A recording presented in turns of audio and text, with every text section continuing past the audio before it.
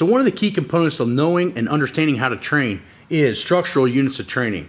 Okay, the structural units of training, in my opinion, are the basic math of understanding how to train not only for a day, but a week, a month, and even years. So let's dive into that.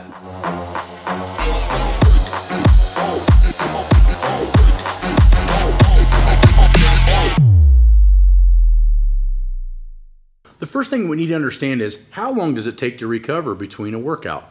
Well, it depends on how hard that workout is. So I'm going to give you a baseline idea. Now, this is not the Bible or the end-all be-all, but it is something that I have followed for nearly 25 years and has worked amazingly. One workout, if it's an extreme load, i.e. max effort or dynamic effort method with maximum force recruitment, maximum motor unit recruitment, and a decent amount of warm-ups, as in the Wenning warm-ups, or accessories, it's going to take almost 72 hours to recover.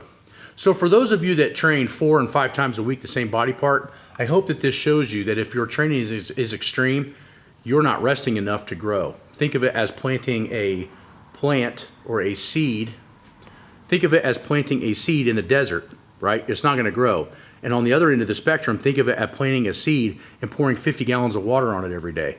It's not going to grow either. So the key is that these particular hours of how long it takes to recover is your key component into how many times a week or in a month you can train that particular muscle group. So if you're a very extreme trained person, you're only going to be able to train legs every 72 hours.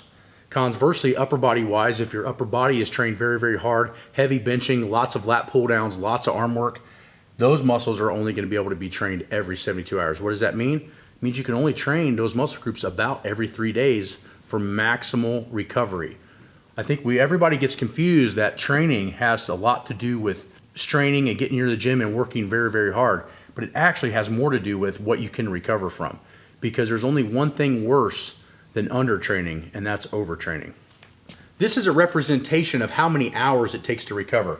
Heavy squat workout is going to take 72 hours for those muscles to be ready, but it's not just muscles.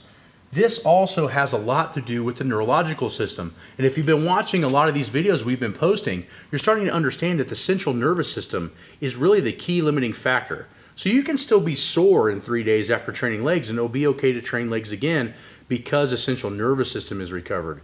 So the muscle is only a slave to the spark plug itself, which is the CNS, and that's why these hours are crucial for the body's CNS to be able to recover so that the muscles can work again at their proper rate. So in your structural units of training, you have basically 3. There are a little bit more than that, but for us, there are going to be 3 in this particular episode. Workout is basically 1 day. What did you do 1 day? That's comprised of a workout. That's section unit 1. Unit 2 is a microcycle, which usually comprises of about a week. A microcycle is usually a conglomeration of about 3 to 6 training particular sessions or a week.